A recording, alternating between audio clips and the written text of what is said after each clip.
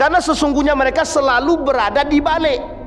Ketika Amerika ini berjaya, ada yang disebut dengan masyarakat secret society, masyarakat rahasia. Siapa mereka? Itu dia orang-orang tadi. Cuma masyarakat rahasia ini pemegang. Yang dipegangnya apa? PT, duit. Inilah kasusnya yang Bapak Ibu temukan hari ini, yang disebut dengan Jeffrey Epstein tadi. Itu salah satunya pengusaha pemegang duitnya. Dan duitnya dari mana? Yahudi semua. Orang ini selalu bersembunyi di balik kehancuran. Persis seperti apa yang mereka lakukan pada masa dahulu sampai hari ini. Dajjal hari ini itu, meskipun bukan Dajjal yang sesungguhnya, tapi karakteristik Dajjal yang sesungguhnya itu ada pada mereka itu. Alhamdulillahi Rabbil Alamin. Alhamdulillahilladzi an'ama bi ni'matil iman wal islam bihima tatimmus salihat.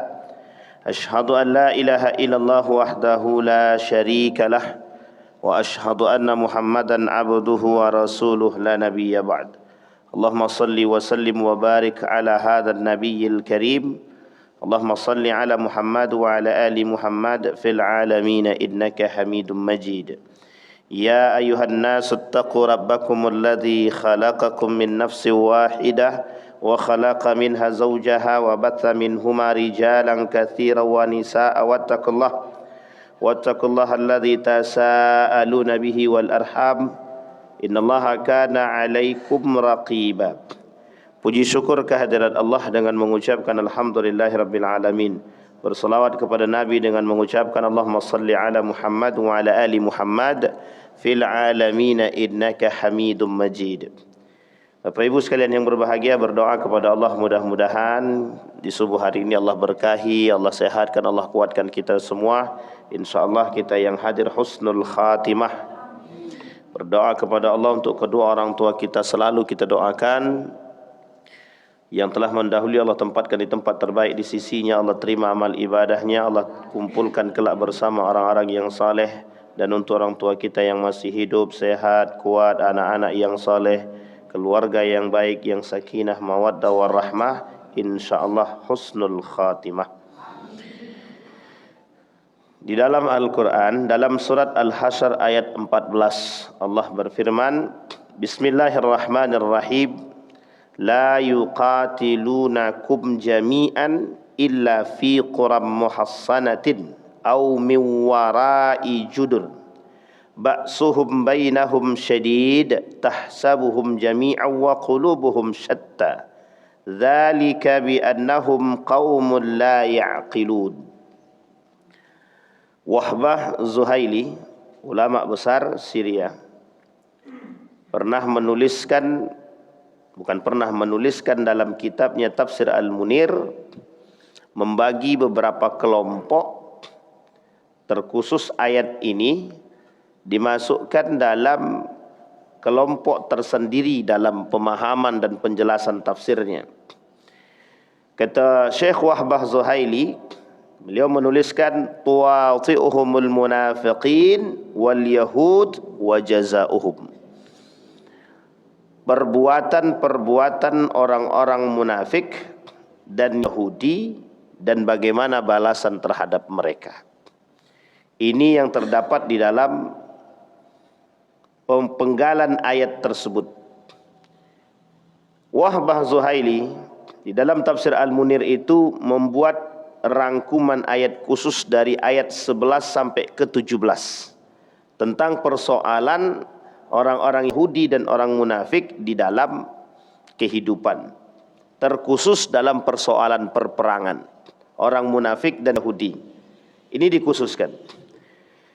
Kalau kita bicara persoalan orang-orang munafik di dalam atau di juz 28 itu, di tempat yang sama, di juz yang sama dengan surat Al-Hasyr tadi, ada surat bernama Al-Munafiqun. Jadi juz 28 itu kalau kita bilang surat-suratnya itu kalau untuk dikaji dalam kajian tafsirnya itu cukup menarik, karena memang itu persoalan, termasuk persoalan ukhuwah antara Muhajirin dan Al-Ansar di dalam surat Al-Mumtahanah, di dalam surat Al-Hasyr dan di dalam surat-surat yang lain di juz 28. Dan ada berkesinambungan antara surat-surat tersebut. Di dalam ilmu Al-Quran ada namanya ilmul munasabah. Jadi munasabatul ayah bil ayah, munasabatul ayah bis surah, munasabatus surah bis surah, wa munasabatus surah bil ayah. Jadi ada ilmu Al-Quran tersendiri dalam penyebutan ilmu munasabah. Kaitannya dengan surat Al-Munafiqun, kaitan dengan surat Al-Munafiqun dengan surat ini Al-Hasyr, itu persoalan atau karakteristik orang-orang munafik tadi. Apa kata Allah di dalam Al-Quran? Alam tara ilal ladzina nafaqu yaquluna li ikhwanihim alladzina kafaru min ahlil kitab la in ukhrijtum lanakhrujanna ma'akum. Bisa dipahami kalimat ini Bapak Ibu ya? La in ukhrijtum lanakhrujanna ma'akum wa la nuti'u fikum ahadan abada wa in qutiltum lanansurannakum wallahu yashhadu innahum lakadzibun, kata Allah. Kita coba terjemahkan. Kata Allah dalam Al-Quran, alam tara ilal ladzina nafaqu yaqulun, lihatlah orang-orang munafik yang berbicara kepada saudara-saudara mereka. Orang munafik yang berbicara kepada saudara-saudara mereka. Yaquluna li ikhwanihim alladzina kafaru min ahlil kitab, yang mereka termasuk dalam golongan orang-orang kafir dan masuk dalam kategori ahlul kitab. Apa kata mereka orang munafik tadi? La in ukhrijtum lanakhrujanna ma'akum. Kata Abu Ubaid bin Salul, gembongnya orang-orang munafik ini. Jadi orang munafik itu berjumlah sekitar 40-an di Madinah itu. Apa kata mereka? Pokoknya kalian orang Yahudi tetap harus konsisten melawan Muhammad. Kalian harus konsisten memusuhi Muhammad, kata orang munafik. Nah, kalian buat onar tuh terserah, buat onar bagaimanapun terserah. Kalian mau timbulkan kejahatan terserah. Pokoknya kalian buat satu skema strategi politik yang bisa menggeser Muhammad. Pokoknya terserah kalian. Kita kerjasama, kata orang munafik nih. Ini di Madinah, di Madinah. Kita kerjasama. Pokoknya apa yang kalian buat kami bantu. Kami selalu berada di belakang kalian. Kalau kami ini Muslim dan kami memberontak, nampak betul kalau kami ini perusak. Nah, ini bahasanya orang-orang munafik. Maka salah satu caranya adalah kalian yang masuk sebagai perusak, kami mendukung dari belakang. Bisa dipahami Bapak Ibu ya? Ini bahasanya begitu. Ini bahasanya kaum munafik yang ada di Madinah untuk menggeser posisi baginda Nabi Muhammad sallallahu alaihi wasallam. Sedikit kita rujuk kepada sejarah. Mengapa orang munafik ini tidak suka dengan baginda Nabi Muhammad sallallahu alaihi wasallam?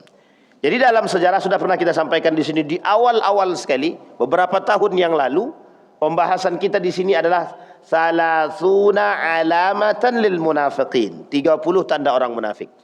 30. Sudah kita bahas di sini dulu. Jadi Bapak Ibu, dalam sejarah itu, sejarah munculnya orang munafik dalam tubuh Islam itu, umat muslim itu adalah di Madinah. Di Madinah pertama kali muncul. Berarti di Madinah itu Nabi punya banyak musuh atau sedikit musuh? Kalau di Makkah itu kafir Quraisy, paling kuat kafir Quraisy. Tidak ada yang menandingi kekuatan orang-orang kafir Quraisy ketika di Makkah. Jadi musuh Nabi keluarga sendiri. Musuh Nabi orang kafir Quraisy bagian daripada keluarga. Dan kabilah-kabilah yang memang dekat dengan baginda Nabi Muhammad SAW sebelum Nabi Islam. Sebelum Nabi membawa risalah kenabian. Tapi uniknya, orang Madinah sudah mendengar dulu Islam itu dan sudah masuk Islam sebagian. Sehingga Nabi sampai berhijrah ke Madinah, ke Yasrib itu untuk mencari keamanan dan membangun strategi politik.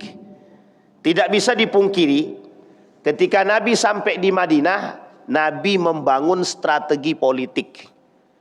Salah satu strategi politik yang dibangun oleh Nabi adalah politik identitas keagamaan. Yang kedua, politik ekonomi. Yang ketiga, sosial. Ini tidak bisa diingkari. Dalam satu buku judulnya Sirah Nabawiyah, tentang perjalanan hidup baginda Nabi dalam urusan politik. Nah, itu ada bukunya khusus. Maka disebut di situ. Salah satu alasan Nabi berhijrah ke Madinah, membangun kekuatan politik dan kekuatan berjamaah.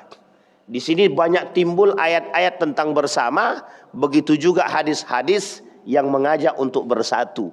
Alaikum bil jamaah, itu salah satu hadis yang mengajak untuk tetap bersatu. Baik, kita kembalikan Bapak Ibu sejarah. Ketika baginda Nabi Muhammad SAW sampai di Madinah atau di Yasrib ini, beberapa pimpinan-pimpinan kabilah tadi yang bukan masuk atau yang tidak masuk ke dalam Islam merasa terganggu dengan kehadiran Nabi. Ketika merasa terganggu dengan kehadiran orang yang mulia ini, apa yang menyebabkan mereka menjadi orang yang nifak, munafik? Karena mereka terganggu bahwa akan datang saingan lain untuk merebut kekuasaan. Jadi salah satu yang mereka provokasikan kepada yang lain adalah bahwa Muhammad merebut kekuasaan mereka. Muhammad merebut kekuasaan Abu Ubaid bin Salul dan Marwan dan lain sebagainya. Singkat cerita, baginda Nabi Muhammad SAW diterima dengan baik di kota Yasrib. Ketika diterima baik di kota Yasrib, uniknya masyarakat mendengarkan perkataan Nabi dengan sangat baik. Kepatuhan mereka terhadap Nabi, melihat karakter akhlak Nabi yang sebenarnya secara utuh yang mereka lihat ketika itu, memunculkan satu keinginan untuk membaiat baginda Nabi menjadi seorang pemimpin. Ketika baginda Nabi dibaiat menjadi seorang pemimpin, meskipun ini adalah perintah, disinilah Bapak Ibu sekalian yang berbahagia, kelompok Abu Ubaid bin Salul tadi merasa terganggu dengan kehadiran Nabi. Apa itu? Yang seharusnya dia naik jadi seorang pemimpin, Abu Ubaid bin Salul, dari sisi kabilah mereka, yang memang satu-satunya ketika itu calon pemimpin kepala daerah terkuat adalah Abu Ubaid bin Salul. Makanya Bapak Ibu, datang Nabi itu menggeser betul itu dan merusak sosiokultur ketika itu. Sosial budaya Yasrib ketika itu langsung berubah, drastis berubahnya. Karena masuknya Islam dan ditambah datangnya seorang pembawa risalah yang adil, yang jujur, yang amanah, yang tabligh, lengkap jadi satu. Maka Abu Ubaid bin Salul ini karakteristiknya pertama, orangnya baik, memang memiliki jiwa kepemimpinan yang bagus. Cuma karena haus akan jabatan dan kekuasaan tadi, maka dia merasa bahwa Nabi Muhammad ini sedang mengambil posisi terbaiknya. Singkat cerita Bapak Ibu, disinilah munculnya yang disebut dengan nifaq, munafik. Lah kok bisa? Apa kata Abu Ubaid bin Salul? Abu Ubaid bin Salul datang ke beberapa kabilah, orang baru datang mengambil alih, belum tahu keadaan di sini. Sudah lebih daripada ini terjadi sekarang. Istilah sekarang tuh orang baru 2 tahun, KTP-nya aja belum asli sini, sudah naik jadi RT. Kok bisa orang kayak gini yang dipilih? Sama tuh dengan keadaan Abu Ubaidah bin Salul ketika itu. Begitu pandangan Abu Ubaidah bin Salul, iya sama. Apa kata Abu Ubaidah bin Salul? Janganlah pilih orang-orang kalau bisa yang berada di luar daripada Yasrib. Kalau bisa kita pilih orang-orang yang berada di dalam kita. Itu maksudnya, tolong pilih aku, kata dia. Cuma orang tak mau milih dia. Kenapa tak mau pilih? Karena ketika itu sebagian dari penduduk Yasrib sudah masuk ke dalam Islam. Itu dia menjadi masalahnya.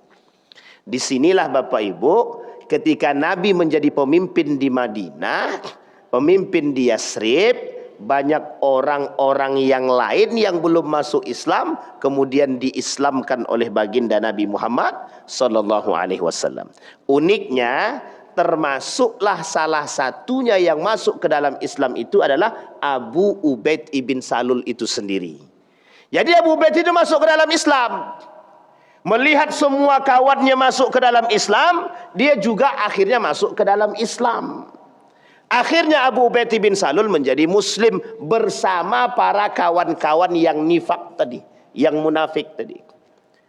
Tapi Abu Ubaidah tetap melakukan urusan atau provokasi untuk menggeser posisi Nabi Muhammad. Jadi dia Muslim, tapi dia melakukan praktek-praktek yang tidak baik, menjelekkan Muhammad, menjelekkan para sahabat, agar orang-orang yang ada yang sudah masuk Islam tadi tidak percaya kepada baginda Nabi Muhammad sallallahu alaihi wasallam. Singkatnya, nanti kalau mereka tidak percaya, mereka akan mengganti Nabi Muhammad sebagai pemimpin tadi. Nah, siapa yang akan diganti itu terserah. Tapi ternyata itu tidak berhasil. Menghasut para orang-orang Muslim yang ada di dalam itu adalah satu keniscayaan ketika itu. Karena kuatnya iman dengan keyakinan yang melihat fakta di lapangan, keberadaan Nabi dan para sahabat memberikan keberkahan, sehingga tidak berhasil menghasut. Kalau bahasa kita sekarang nih, bahasa kita, mana lawan politiknya? Jatuhkan mentalnya dulu. Dihasut tuh orang-orang untuk tidak memilih dia. Begitulah bahasanya. Sama, Abu Ubaidah bin Salul melakukan hal demikian. Itu sudah dilakukan oleh Abu Ubaidah bin Salul. Tapi apa yang dilakukan oleh Abu Ubaidah bin Salul itu? Persoalan sara, persoalan agama, persoalan ras, persoalan suku budaya sudah dilakukan oleh Abu Ubaidah bin Salul. Jadi kalau ada orang sekarang melakukan itu sebenarnya mengulang saja. Mengulang perbuatan Abu Ubaidah bin Salul. Singkat cerita Bapak Ibu, kata Abu Ubaidah bin Salul, ketika itu Yahudi Nasrani di Madinah tinggal dengan baik bersama mereka.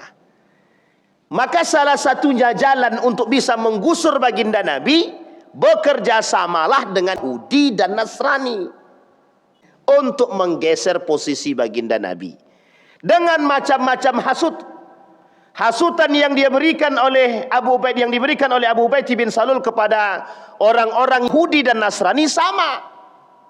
Termasuklah nanti ada persoalan kiblat salah satunya. Nah, jadi waktu itu orang-orang Yahudi juga banyak yang masuk ke dalam Islam. Orang-orang Nasrani juga banyak yang masuk ke dalam Islam. Alasannya adalah kiblatnya sama, ke Baitul Maqdis, Palestina, Yerusalem, Masjidil Aqsa. Nah, jadi alasannya sederhana Pak. Jadi untuk merusak dulu, begitu dia caranya. Jadi Bapak Ibu sekalian yang berbahagia, nah, apa kaitan dengan ayat yang tadi kita bacakan? Nah, ini kaitannya Pak. Apa kata Abu Ubaidah bin Salul? Pokoknya bagaimana caranya kalian buat rusuh. Kata Abu Ubaidah bin Salul kepada kaum Yahudi dan Nasrani ini, kami berada di belakang kalian. Nanti kalau kalian disakiti oleh Muhammad, kami bantu sebelah kalian. Informasi-informasi yang kalian butuhkan daripada sisi Muslim kami berikan. Jadi Nabi itu tidak hanya berkelahi, Nabi tidak hanya berperang dengan orang kafir Quraisy yang ada di Mekah, tapi juga Nabi bertikai, berperang dengan orang Yahudi, Nasrani, orang munafik di dalam Madinah itu sendiri. Di luar Madinah ada kafir Quraisy Makkah. Di dalam Madinah, di dalam Yasrib Madinah itu ada 3. Yahudi, Nasrani, munafik. Yang kelak orang-orang ini dibuang oleh Nabi. Satu di antaranya yang dibuang oleh Nabi adalah Yahudi. Dibuang oleh Nabi ke beberapa tempat. Termasuk salah satunya nanti ada yang disebut dengan Khaybar. Nanti ada namanya perang Khaybar, ada namanya perang Tabuk. Itu perang bukan melawan orang kafir Quraisy, tapi melawan orang di Tabuk namanya perang Tabuk, di Khaybar namanya perang Khaybar. Ini perlu dalam sejarah dipelajari karena ada sosionya, ada politiknya di sini. Bisa dipahami Bapak Ibu ya? Ini latar belakang. Sehingga Bapak Ibu sekalian yang berbahagia, adakah kaitannya dengan kalimat ayat tadi? Ada. Kata Abu Ubaidah bin Salul, kata gembong munafik nih, kalau kalian memberontak kepada Muhammad, memberontak kepada Nabi Muhammad ini, kalau kalian dikeluarkan dari Madinah ini, kami ikut bersama kalian. Ini uniknya Pak. Jadi terjadi pertempuran. Artinya pemberontakan yang dilakukan di dalam Madinah kepada baginda Nabi, satu, ketika perjanjian Hudaibiyah.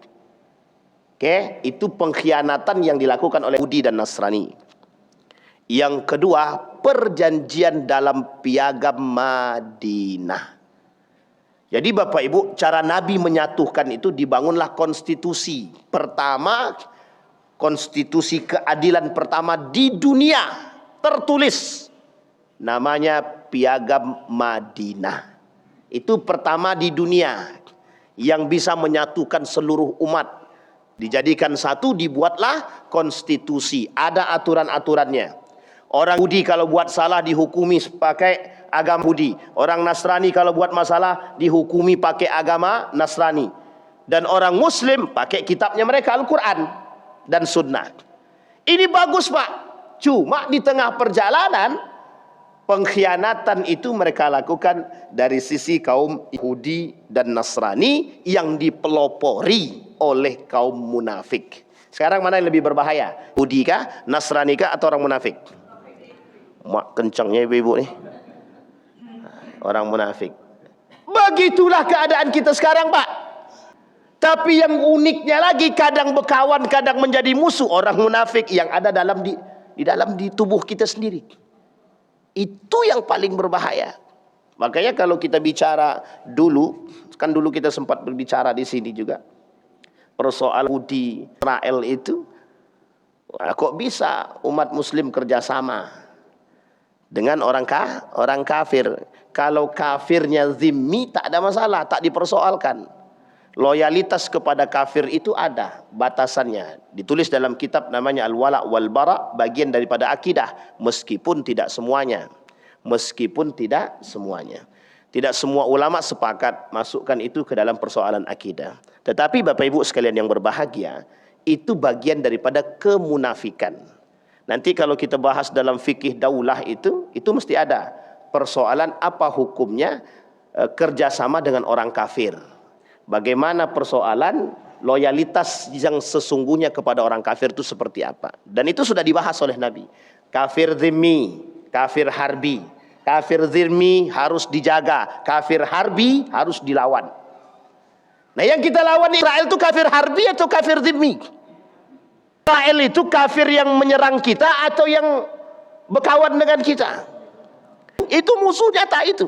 Dajjal hari ini itu. Meskipun bukan Dajjal yang sesungguhnya, tapi karakteristik Dajjal yang sesungguhnya itu ada pada mereka itu. Benar Pak? Coba bayangkan sampai hari ini manipulasi selalu diikuti. Padahal itu tipu daya semua. Tipu daya semua Pak. Tipu daya. Tidak ada satupun kebenaran itu Pak. Coba bayangkan. Ketika Donald Trump menjadi pemegang hak veto pertama dan tunggal dalam vote of peace tersebut. Itu hak vetonya tunggal Pak. Punya Trump saja. Tidak ada yang lain. Coba bayangkan. Bisa kita mendominasi? Tidak bisa. Bisa kita ikut campur? Tidak bisa. Dia yang punya hak veto. Dan itu seumur hidup selama Trump masih hidup. Kecuali makhluk sudah mati baru diganti. Coba bayangkan. Itu sebenarnya menunjukkan betapa manipulasi Israel dan Amerika itu jelas. Tidak kita yang tertipu kadang-kadang. Nah, disinilah Bapak Ibu perlu memahami kondisi-kondisi tertentu yang memang sudah Allah sebutkan di dalam Al-Quran. Apa kata orang munafik kepada orang Yahudi? La in ukhrijtum lanakhrujanna ma'akum. Apa kata orang munafik? Kalau kalian dikeluarkan dari Madinah ini, kami akan ikut bersama dengan kalian. Pertanyaannya, betul nggak kalimat itu? Kita lihat kalimat karakter orang munafik itu.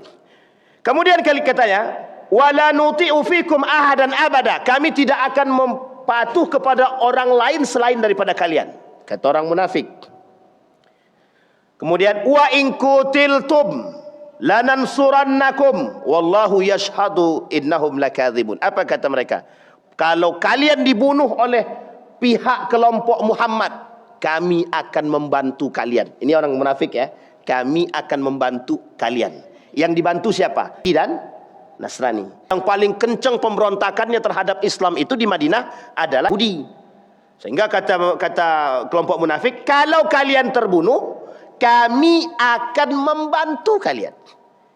Kemudian apa kata Allah dalam Al-Quran? Sungguh orang munafik itu pendusta. Orang munafik itu pendusta. La in ukhriju la yakhrujuna ma'ahum. Ternyata ketika orang Yahudi ini diusir sama Nabi ke Tabuk, diusir sama Nabi ke Khaybar, apa kata orang munafik? Kami nggak ikut campur. Kami tidak ikut. Ini kelakuan orang munafik, Pak. Ketika orang Yahudi diusir ke Tabuk, diusir ke Khaybar, apa kata orang munafik? Kami tidak ikut bersama mereka dan kami tak tahu urusan mereka. Coba bayangkan. Wala in qutilu la yansurunahum, ketika mereka terbunuh yang dalam perang Tabuk, dalam perang Khaybar, apa kata orang munafik? Kami tidak bisa membantu kalian. Padahal janji pertamanya apa? Kalau kalian diusir setelah memberontak, kami akan bersama kalian. Kalau kalian terbunuh, kami akan membantu kalian. Kata orang munafik, bayangkan Bapak Ibu, ketika mereka orang Yahudi sudah melakukan pemberontakan terhadap Nabi, diusir sama Nabi, mereka tidak mau ikut. Ketika mereka dibunuh oleh Nabi, diserang oleh kelompok Nabi dalam perperangan tersebut, apa mereka mau membantu? Tidak. Apa kata Allah dalam Al-Quran? La yansurunahum wala inna saruhum. Kalaupun mereka membantu orang munafik ini, la yuwallunnal adbara thumma la yunsarun. Mereka tetap akan berpaling daripada kelompok tersebut. Jadi pura-pura masuk kemudian berpaling. Itu yang dibuat oleh mereka orang-orang munafik ini kepada baginda Nabi dalam perang Badar, dalam perang Uhud. Bisa dipahami Bapak Ibu ya? Jadi orang munafik ini berbahaya. Bahaya, sangat-sangat berbahaya. Baik. Kemudian kata Allah dalam Al-Quran, la antum ashaddu rahbatan fi sudurihim minallah, dzalika bi annahum qaumun la yafqahun. Tidak ada kelompok yang lebih baik selain kelompok tersebut yang cinta kepada Allah, yang diperkuat hatinya oleh Allah. Jadi orang-orang munafik ini adalah satu kelompok yang disebut dengan la yafqahun. Orang-orang yang tidak mengerti. Itu Allah sebutkan dalam Al-Quran, innal munafiqina humul fasiqun. Orang-orang munafik itu adalah orang-orang fasik. Tapi tidak semua orang fasik itu nifak, munafik. Orang munafik mesti fasik, orang fasik belum tentu munafik. Nah, kalimat selanjutnya Bapak Ibu yang ingin kita bahas tadi adalah la yuqatilunakum jami'an illa fi quram muhassanatin au min wara'i judur ba'suhum bainahum syadid tahsabuhum jami'an wa qulubuhum syatta dzalika bi annahum qaumun la ya'qilun. Kita lihat Bapak Ibu terjemahannya dalam surat Al-Hasyr tadi. Apa kata Allah? Mereka tidak akan memerangi kamu dalam keadaan bersatu kecuali di dalam negeri-negeri yang berbenteng atau dari balik tembok-tembok. Permusuhan di antara mereka yang sangat keras. Kamu mengira mereka bersatu, padahal hati mereka bercerai-berai. Yang demikian itu karena sesungguhnya mereka adalah kaum yang tidak mengerti. Kita ambil contoh. Mengapa hari ini Donald Trump keliling membuat boat of peace ini?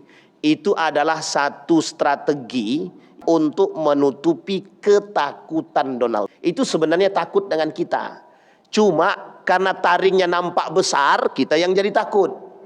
Bisa dipahami ya? Ini sebenarnya hati mereka ini sedang bercerai-berai ini Pak. Sedang khawatir, sedang ketakutan. Di dalam ajaran agama Yahudi itu, kedatangan Islam itu hak Pak. Jadi mereka ini dikasih tahu oleh rahib-rahib mereka bahwa Islam ini akan bangkit dan akan menjadi pemenang. Nah, bagaimana caranya untuk mengatakan kepada dunia bahwa itu tidak benar? Bisa dipahami ya? Di dalam Islam sama. Di dalam Islam sama. Pemahaman kita adalah watilkal ayyam nudawiluha bainan nas.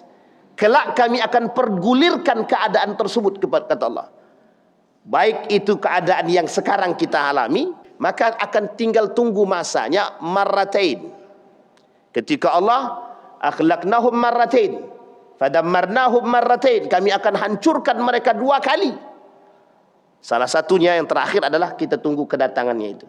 Apakah ini yang menunjukkan kedekatan mereka, kedekatan kehancuran? Ini menjadi poin kita hari ini Pak. Karena sesungguhnya mereka selalu berada di balik. Ketika Amerika ini berjaya, ada yang disebut dengan masyarakat secret society, masyarakat rahasia. Siapa mereka? Itu dia orang-orang tadi. Cuma masyarakat rahasia ini pemegang. Yang dipegangnya apa? PT, duit. Inilah kasusnya yang Bapak Ibu temukan hari ini, yang disebut dengan Jeffrey Epstein tadi. Itu salah satunya pengusaha pemegang duitnya. Dan duitnya dari mana? Yahudi semua. Orang ini selalu bersembunyi di balik kehancuran. Persis seperti apa yang mereka lakukan pada masa dahulu sampai hari ini. Ketika mereka ingin menghancurkan Sultan Abdul Hamid II Turki Utsmani, mereka berada di balik para pemuda-pemuda sekuler yang mereka bangun. Tapi mereka tidak nampak. Cuma mereka yang punya dana, mereka yang menghasut. Gagal pertama, kedua gagal, ketiga gagal, yang keempat mereka berhasil. 50 tahun setelah Theodor Herzl datang ke Sultan Abdul Hamid, barulah kemudian mereka berhasil. Apa kata Sultan Abdul Hamid? Aku tidak akan menyerahkan meskipun taruhannya nyawa. Apa kata Theodor Herzl? Kami punya kekuatan, kami punya duit, kata dia. Nah, duit-duit kami inilah yang akan menjadi kekuasaan bagi kami untuk menghancurkan kalian. Dan itu terbukti Pak. Sampai hari ini jelas nyata. Bisa dipahami Bapak Ibu ya? Nah, ini yang dikatakan oleh Allah di dalam Al-Quran.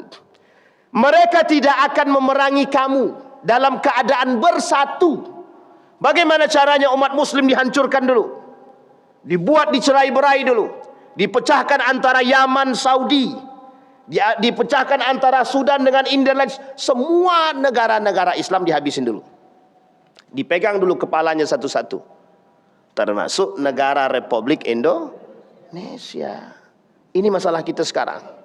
Nah, tapi kita membahas persoalan ayat tadi. Apa kata mereka? Kata Allah, mereka tidak akan memerangi kalian dalam keadaan bersatu. Maka salah satu caranya yang mereka lakukan adalah buat berbagai macam strategi, apapun itu, yang penting umat muslim ini terpecah belah dulu. Baik negaranya, biar mereka tidak terlalu kuat. Setelah mereka tidak terlalu kuat, barulah kemudian kita pecahkan mereka, kita serang mereka, kita perangi mereka. Makanya Bapak Ibu, hari ini kalau kita melihat negara-negara Islam itu, sulit kalau kita katakan mereka akan menyerang Amerika.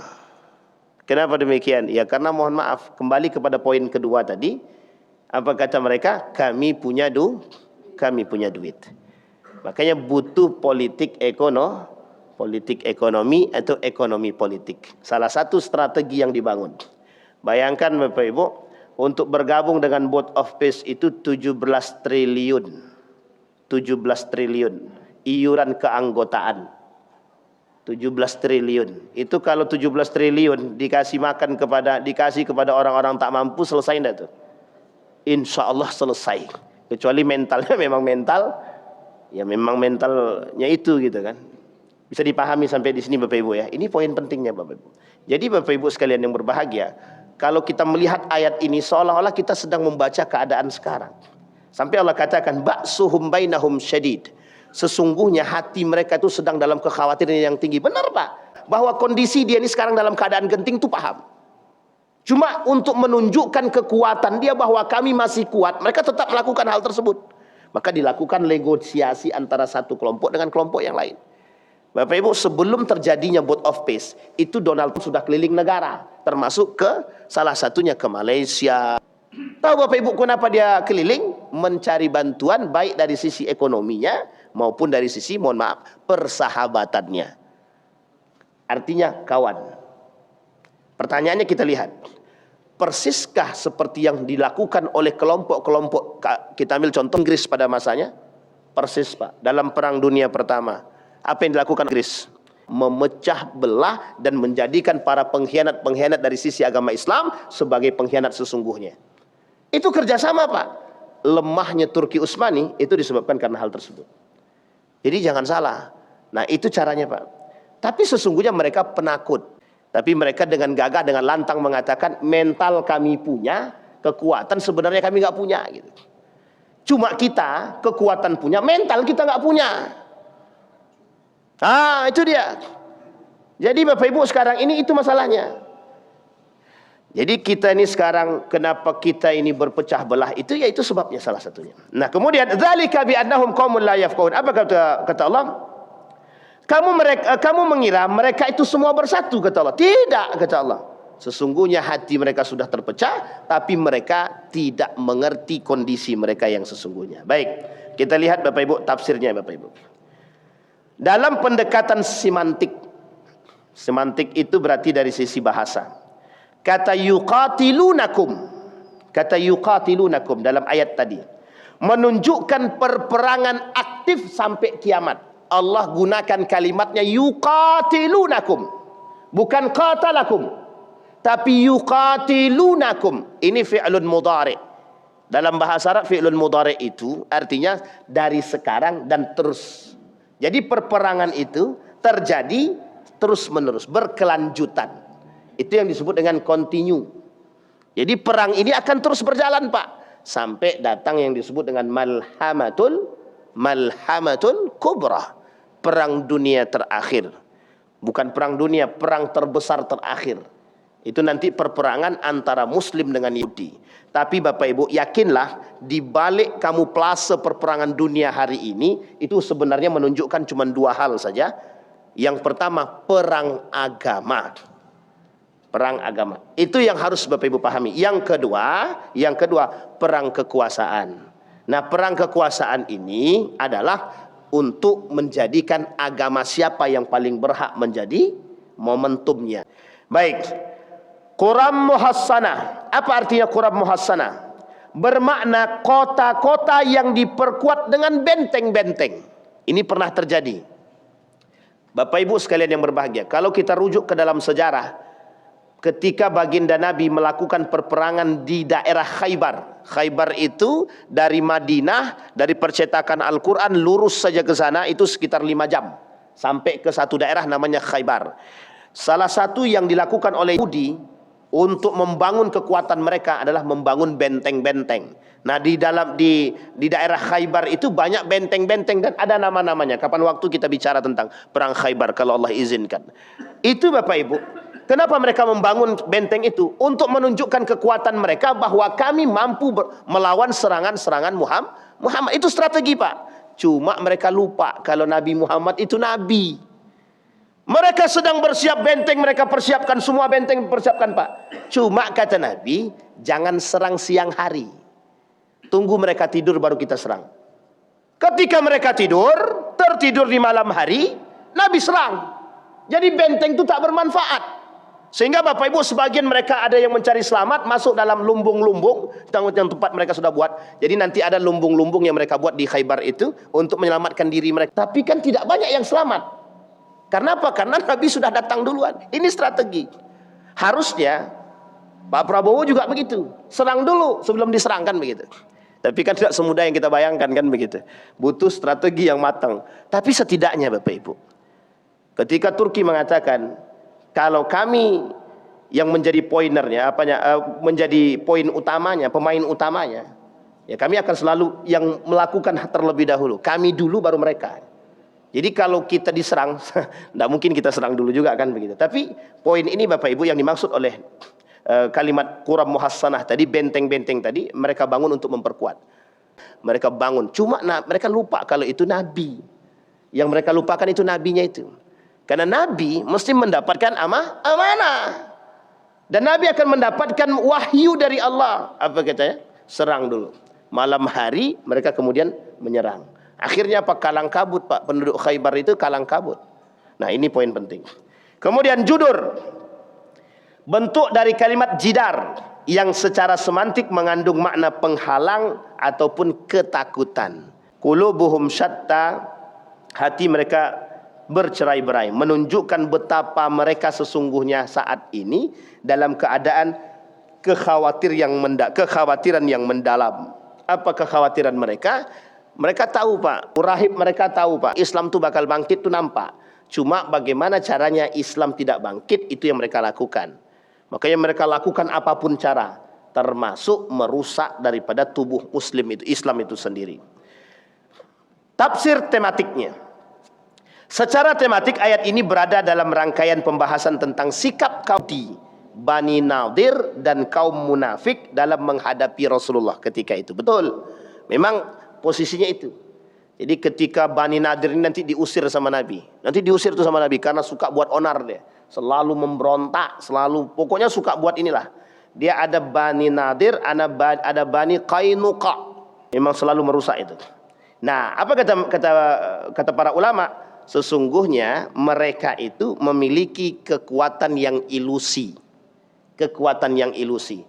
Jadi bahasanya begini, mereka tampakkan kekuatan mereka. Sebenarnya kekuatan yang mereka tampakkan itu tidak ada gitu. Tidak ada. Kekuatannya itu diambil dari yang lain. Bisa dipahami ya, kekuatannya itu diambil dari yang lain. Dibangun ke sekutu dengan negara-negara asing untuk memperkuat mereka biar mereka tidak takut gitu. Cuma karena mereka ini pemegang kekuasaan, istilah katanya memegang PBB gitu. Jadi mereka seolah-olah kuat gitu. Seolah-olah kuat, tapi itu disebut oleh para ulama ilusi. Ilusi itu sebenarnya tidak gitu. Cuma kita memandangnya secara psikologi. Kalau kita lihat dari sisi kondisi Amerika hari ini Bapak Ibu, sudah 40% Pak dari jumlah penduduk Amerika itu Muslim. Coba bayangkan. Itu ketakutan yang besar itu Pak, ketakutan yang besar. Sekarang pertanyaannya apa kesimpulan dari yang kita sampaikan? Kesimpulan yang pertama Bapak Ibu sekalian yang berbahagia, kita umat Muslim ini jangan pernah takut dengan kebenaran. Jangan pernah takut untuk mengungkapkan kebenaran. Secara psikologi, kita harus bisa dan berani mengungkapkan kebenaran itu. Yang kita sekarang ini ditutupi kan itu. Jadi bagaimana caranya kita dibuat atau ditutup agar tidak berbicara kebenaran. Yang kedua, bagaimana caranya umat Muslim hari ini harus bisa menjaga keaslian nilai, berpegang teguh dengan Al-Quran yang sebagai landasannya. Semakin banyak orang yang berpegang teguh dengan nilai Al-Quran, itu semakin melemahkan hatinya orang-orang Yahudi. Semakin, Pak. Karena orang-orang yang berpegang teguh dengan Al-Quran itu tak bisa semenah-menah di otak-atik. Karena hati mereka kuat, serahan mereka kuat, kepada siapa mereka bersandar itu jelas gitu. Ini poin penting Pak. Kita ambil contoh, mohon maaf kita ambil contoh. Ketika kita berbicara tentang Al-Quran, kita paham Al-Quran dari sisi terjemah, tapi kita tak paham dari sisi makna yang sesungguhnya. Kita mengerti Al-Quran, itu Al-Quran kitab suci kita paham, tapi kita tak mengamalkan isi-isi Al-Quran. Bukan kita, sebagian di antara kaum muslimin ini tidak mengamalkan isi atau kandungan Al-Quran. Makanya mereka sadar. Apa kesadaran mereka? Sadar bahwa umat muslim hari ini itu tidak mau mengamalkan isi Al-Quran. Justru itu kalimat yang disebutkan oleh Allah juga di dalam Al-Quran. Ya tawallawna, mereka berpaling daripada Al-Quran itu sendiri.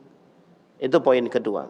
Poin ketiga Bapak Ibu sekalian yang berbahagia, sebenarnya dari ayat ini menunjukkan kepada kita, hei umat muslim, bersatulah, bersatulah, bersatulah. Anda kuat jika Anda bersatu. Anda lemah jika Anda bercerai-berai. Maka kata Allah, mereka tidak akan menyerang kalian dalam keadaan kalian bersatu. Tapi mereka akan menyerang kalian dalam keadaan terpisah. Sehingga Bapak Ibu, kalau mereka bilang mereka berhasil memecah belah Islam, sesungguhnya benar. Tapi kalau mereka bilang mereka bisa menaklukkan Islam, salah. Karena belum, insya Allah pada saatnya, orang-orang yang memperkuat dirinya dengan Al-Quran akan tumbuh semangat-semangat baru yang memperjuangkan nilai-nilai Al-Quran, yang kelak akan memancing tumbuhnya para pejuang-pejuang yang disebut dengan pejuang Islam itu. Itu yang ditunggu Bapak Ibu. Sehingga Bapak Ibu sekalian yang berbahagia, bahasa jihad itu akan kembali muncul pada saatnya.